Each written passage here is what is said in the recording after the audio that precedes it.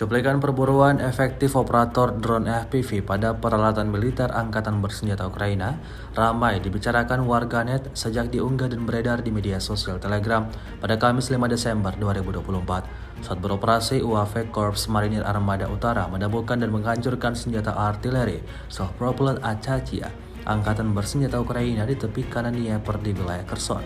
Penggunaan pesawat tak berawak memang selalu menjadi andalan militer Rusia di medan pertempuran, sebab pengoperasiannya yang praktis membantu pasukan Rusia menjalankan misi dan melenyapkan targetnya dalam jumlah yang cukup banyak. Seperti yang terlihat dalam rekaman, salah satu peralatan militer Ukraina hancur terkena hantaman UAV pasukan Moskow. Ledakan dahsyat terjadi dan pasukan Kiev alami kerugian total.